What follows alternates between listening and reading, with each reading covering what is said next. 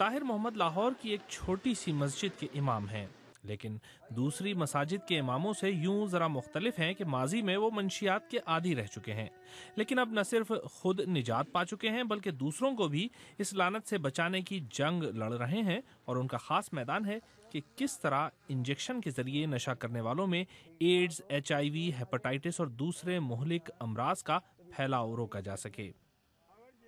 یہ داتا دربار، گیسی باغ، یہ ناصر باغ اور یہ علی پارک باغ، یہ سارا ٹوٹل یہاں سے لے کر دربار تک، داتا دربار تک، اس کے پیچھے کچہری تک، سارا 300-400 آدمی روزانہ۔ اب ان 300-400 آدمیوں کو میڈیسن، ڈاکٹر آتے تھے، ہماری موبائل چلتی تھی، میڈیسن وغیرہ سروس پرووائڈ کرتے تھے اور ان کی پٹیاں وغیرہ کرتے تھے۔ عالمی بینک کی امداد سے پاکستان میں ایڈز کنٹرول کا پروگرام صوبائی حکومتوں کے تحت کام کر رہا ہے۔ اسی پروگرام کے تحت عادی افراد کو نشے کی لعنت سے مکمل چھٹکارے تک صاف ستھری سرنجیں فراہم کی جاتی ہیں تاکہ مہلک امراض ایک سے دوسرے کو نہ لگیں۔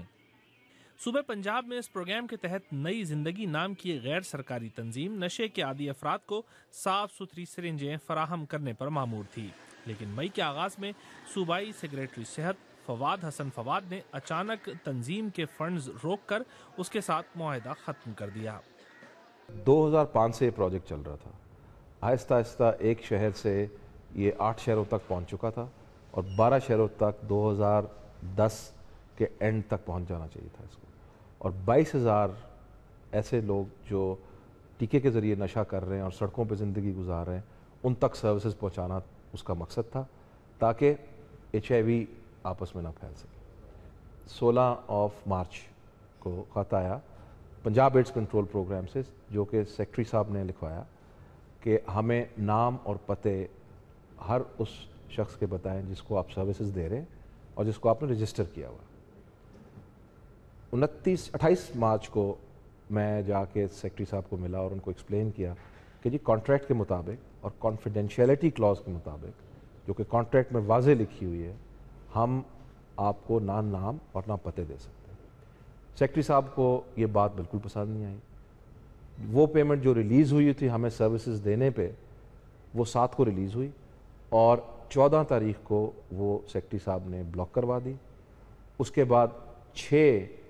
مئی کو کانٹریکٹ ٹرمینیٹ کر دی۔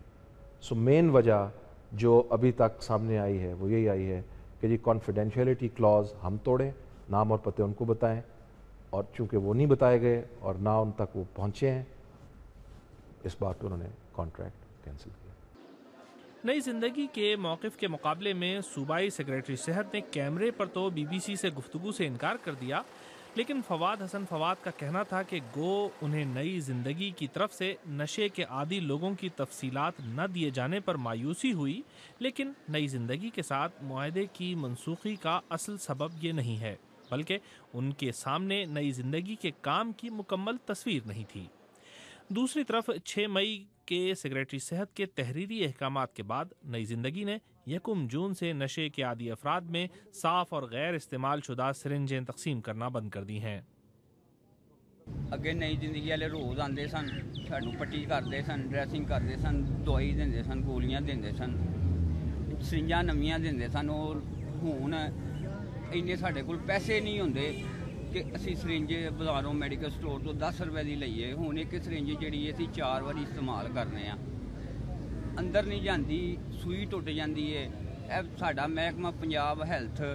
ਇਹਨਾਂ ਨੇ ਪਤਾ ਨਹੀਂ ਕੀ ਉਹ ਕੋਈ ਇਸ਼ੂ ਕਰਕੇ ਤੇ ਬੰਦ ਕਰ ਦਿੱਤਾ ہے۔ ਸਾਡੇ ਹੱਥ ਤੇ ਬੜਾ عذاب ہے۔ ماہرین کے مطابق ترقی پذیر ملکوں میں ایڈز، HIV اور ہیپاٹائٹس جیسے مہلک امراض کے پھیلاؤ کی ایک بہت بڑی وجہ استعمال شدہ سرنجوں کا استعمال ہے، اور اگر معاملہ نشے کے عادی لوگوں کا ہو تو یہ خدشہ مزید کئی گنا بڑھ جاتا ہے۔ لوگوں کو سروسز نہیں ملیں گی اور کلین سرنجز یا نیڈلز نہیں ملیں گی، آپس میں شیئرنگ کریں گے۔ کنٹیمنیٹڈ سرنجز جب آپ یوز کریں گے استعمال شدہ ایک دوسرے کی، تو جب HIV پول میں موجود ہے تو اچانک یہ 5, 10, 15, 20% سے 2-2.5 مہینے میں 60-70% تک پہنچ جائے۔ جو رپورٹس جب سے پروگرام بند ہوا ہے 1 جون سے، جو رپورٹس آ رہی ہیں وہ یہی آ رہی ہیں کہ ایک دوسرے کی شیئرنگ ہو رہی ہے. ابھی نئی زندگی کے اہلکاروں کے مطابق ایڈز کنٹرول پروگرام کے تحت صوبائی سطح پر ان کا انتخاب وفاقی حکومت اور عالمی بینک کی نگرانی میں ہوا تھا اور معاہدہ ختم کرنے کے لیے بھی عالمی بینک کا عدم اعتراض کا سرٹیفکیٹ ضروری ہے. تنظیم کے مطابق ان کے کام کا باقاعدہ سالانہ آڈٹ ہوتا ہے اور 6 مئی سے پہلے تک کبھی ان کی کارکردگی پر کوئی اعتراض نہیں کیا گیا. نئی زندگی اب صوبائی سیکریٹری صحت کے یک طرفہ اقدامات کے خلاف آربیٹریشن یا ثالثی کا آغاز کر چکی ہے، لیکن خدشہ یہ ہے کہ عالمی امداد کے تحت سرکاری نگرانی میں کام کرنے والی غیر سرکاری تنظیم اور ایک حکومتی اہلکار کے درمیان اس تنازع کا جب تک فیصلہ ہوگا اس وقت تک کہیں ایڈز، HIV اور ہیپاٹائٹس جیسے مہلک امراض سے لڑنے والے کئی مجبور لوگ اپنی زندگیوں کی بازی نہ ہار چکے ہوں. کاشف قمر، BBC اسلام آباد.